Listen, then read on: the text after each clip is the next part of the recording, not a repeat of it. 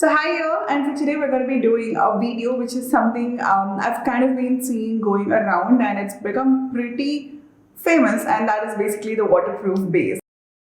To start off, I'm going to use the Sugar Liquid Highlighter and apply it all across my skin. Make sure that your skin is well prepped before this because the base is going to be very matte and you don't want to feel dry. So apply the liquid highlighter all over the skin in a very thin and even base by using a stippling brush. This would help to give you a little bit of reflex through your makeup without making it look too flat.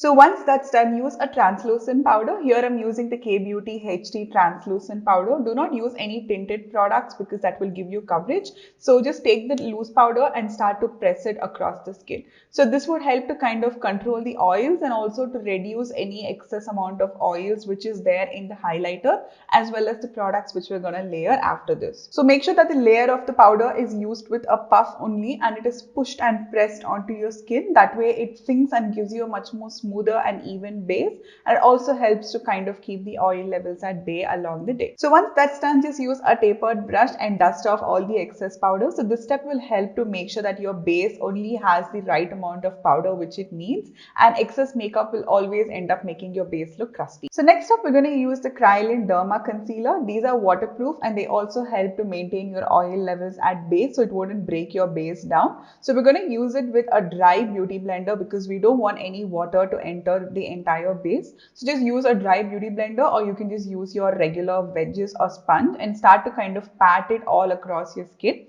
Make sure that you only cover the areas where you have excess of acne or any kind of hyperpigmentation, because we are going to be using a foundation after this. So make sure that you don't use too much of the product, but rather just place it wherever it is needed. So moving on to the fourth step, I'm going to use the Estee Lauder Double Wear Foundation, and this foundation is again waterproof in nature. So we're going to use it on the same blender dry and we're going to start pressing it all across the skin. And I'm going to use this even on my lids because we're not priming our lids. So I'm just going to use the same foundation on my lids too. So make sure that you blend it really well into the skin. This is a very liquidy foundation, so it would definitely help to avoid excess texture on the skin and gives you a very smooth and neat base.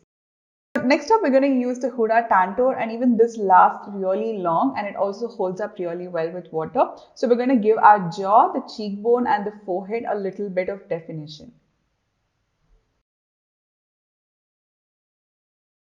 So add some flush on your cheeks using the Natasha Denona blush palette, and we're going to just add a pop of color and then move on to highlighter. So make sure that all the products which you're using on your skin are very long lasting and also in forms of a cream. That way it would help to last a lot more longer and also keep your base waterproof. So now we're going to go back to setting our skin using the same K-Beauty translucent powder. So use it on a puff and start to press the product into your skin. Make sure that you're pressing instead of wiping it. That way it seals all the cream layers which you just applied, making sure that it stays put all day. And this will also help to make sure that your skin is waterproof.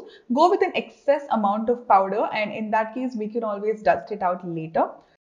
After 10 to 15 minutes, use the tapered brush and dust off all the excess powder from your skin, and you don't want excess makeup sitting on your skin. So make sure that you dust out all the extra layers. So be very gentle as you're going along with this and do not press too much as that might move the makeup.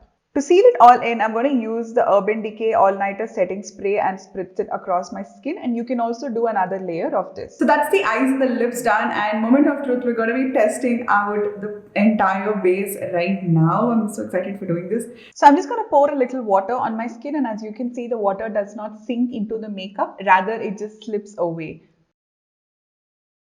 So next I'm going to use a tissue and I'm just going to dab, and you can see that there is no makeup transferring onto the tissue too. So I just want to do another check where I see how it transfers. So I'm just going to use my phone and okay, wow. Like, I mean, that is nice. There's no transfer on my phone, which is pretty cool. Let's do another round. I'm kind of like nicely pressing it on my skin because I really want to know. Okay, yeah. So with the second swatch, there is a bit of product which has transferred. Like, I don't think you can see it on the screen, but there is a bit of product which has transferred. So going in for the second round after 30 minutes, you can see that my base is still waterproof and the water does not sink into the makeup, which is perfect. And you can see that it also does not transfer onto the tissue. So this is the best way to create a waterproof base. This is perfect for the sweaty, hot summer days, or in case that you're living in a very hot and humid weather. And also the base is not sticky. It feels completely dry and very matte. So I hope you all enjoyed this video and the try on, and I would really like to know your feedback down in the comment section below if you have tried out any of these waterproof makeup. So give me a big thumbs up if you like this video and stay tuned for more. Until next time, bye.